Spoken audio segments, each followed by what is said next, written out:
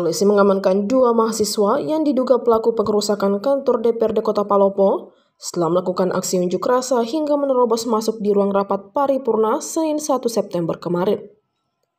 Masa yang melakukan aksi unjuk rasa di depan gedung DPRD Kota Palopo itu melakukan pelemparan ke arah gedung dan berhasil menerobos hingga ke ruang rapat paripurna. Petugas pun langsung merespon dengan menembakkan gas air mata ke arah massa agar membubarkan diri. Akibat aksi tersebut, kata Supriyadi, sebanyak 3 personel kepolisian mengalami luka-luka setelah terkena lemparan batu.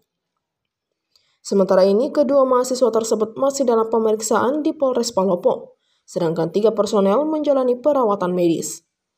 Sebelumnya diketahui kantor DPRD Kota Palopo berhasil dimasuki oleh ribuan mahasiswa saat melakukan aksi unjuk rasa.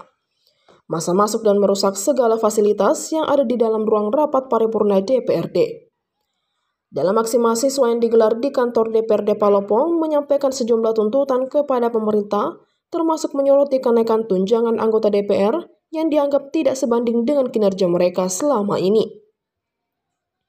Massa juga sempat ditemui sejumlah anggota DPRD Kota Palopo bersama Wakil Wali Kota Palopo Ahmad Syarifuddin beserta Kapolres Palopo AKBP Dedi Surya Dharma dan Dandim 1403 Palopo Letkol Infantri Windra Sukma Prihantoro. Meski demikian, Supriyadi belum menerangkan lebih jauh penyebab mahasiswa dapat masuk ke dalam ruang rapat paripurna DPRD Palopo.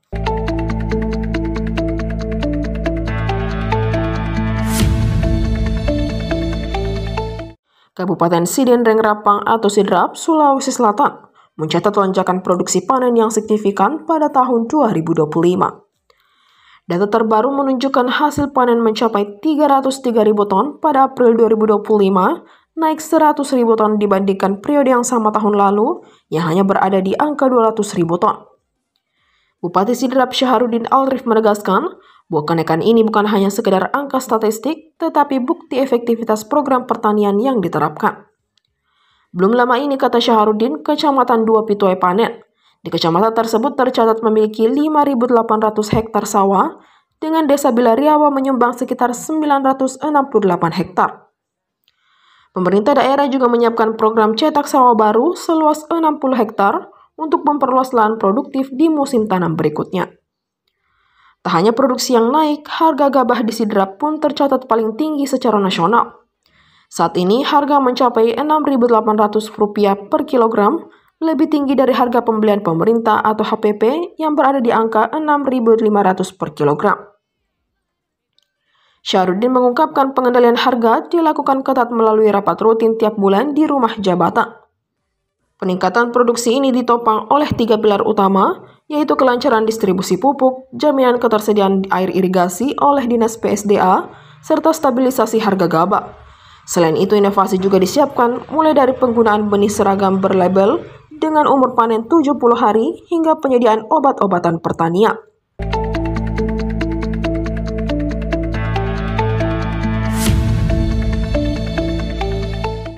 Negara sedang dihadapkan pada ujian empati dan kepercayaan publik. Peristiwa yang menimpa Afan Kurniawan, seorang driver ojek online yang meninggal dalam aksi massa pada 25 Agustus 2025 dengan sangat tragis, menjadi pengingat tentang pentingnya perlindungan negara terhadap warga negaranya, terutama mereka yang berada di lapisan terdepan dalam dinamika kehidupan perkotaan. Setelah ditelisik lebih jauh, berdasarkan keterangan saksi, nyatanya Afan bukanlah bagian dari kerusuhan, melainkan seorang pekerja yang tengah menjalankan tugasnya. Kepergiannya memunculkan kesedihan yang mendalam dan membuka ruang refleksi tentang peran negara dalam memastikan keselamatan dan kesejahteraan masyarakatnya. Para driver ojek online memiliki peran penting dalam kehidupan sehari-hari, menjadi bagian dari denyut nadi kota dan penopang roda perekonomian. Mereka membantu memenuhi berbagai kebutuhan masyarakat, dari mengantarkan obat untuk keluarga yang sakit hingga memastikan anak-anak sekolah mendapatkan bekal tepat waktu. Namun di balik peran besar itu, posisi mereka kerap berada dalam titik rentan. Peristiwa yang menimpa Afan mengingatkan bahwa perlindungan terhadap kelompok pekerja seperti mereka perlu menjadi perhatian bersama, agar mereka dapat bekerja dengan aman dan tenang. Tragedi ini juga mengangkat kembali perbincangan tentang bagaimana negara dan lembaga perwakilan rakyat merespon aspirasi publik. Ketika peristiwa besar terjadi, masyarakat berharap mendapatkan informasi yang jelas transparan, dan menumbuhkan rasa empati. Sayangnya kepercayaan publik terhadap lembaga legislatif masih menjadi tantangan. Survei Litbang Kompas pada 2023 menunjukkan tingkat kredibilitas DPR cenderung menurun. Salah satu penyebabnya adalah kesenjangan antara ekspektasi masyarakat dan praktik politik yang berjalan, di mana kepentingan publik kerap terasa belum sepenuhnya menjadi prioritas.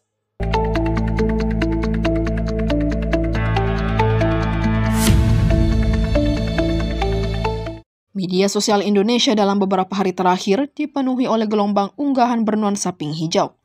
Bukan sekedar tren estetika, melainkan sebuah gerakan solidaritas politik yang kian meluas.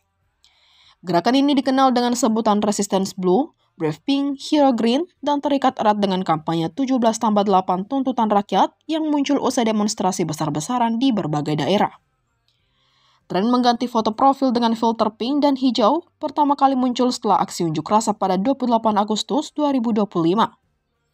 Dalam aksi tersebut, publik menyoroti isu kenaikan tunjangan DPR serta sikap represif aparat. Momen itu melahirkan dua simbol yang kemudian viral, seorang ibu berjilbab merah muda yang berani menghadapi aparat dan driver ojol yang tewas dalam bentrokan dengan brimob. Dari situlah lahir istilah Brave Pink untuk melambangkan keberanian, serta Hero Green untuk menggambarkan harapan dan solidaritas rakyat kecil. Pink selama ini identik dengan kelembutan, tapi kini menjadi warna perlawanan. Sementara hijau yang lekat dengan jaket ojol melambangkan keberanian rakyat kecil yang jadi korban. Tidak hanya berhenti pada simbol warna, tren ini juga berakar pada 17tambah 8 tuntutan rakyat, sebuah manifesto digital yang beredar sejak Senin 1 September 2025. Tuntutan tersebut terdiri dari 17 agenda jangka panjang dan 8 agenda jangka pendek yang ditujukan kepada pemerintahan Presiden Prabowo Subianto dan Wakil Presiden Gibran Rakabuming. Isi tuntutan beragam mulai dari desakan penghentian kenaikan tunjangan DPR, pembatasan kekuasaan presiden, penegakan hak asasi manusia, hingga perbaikan kondisi ekonomi rakyat. Dokumen digital itu disebut-sebut merupakan kompilasi dari berbagai aspirasi kelompok masyarakat sipil yang selama ini bersuara di jalanan maupun ruang-ruang diskusi.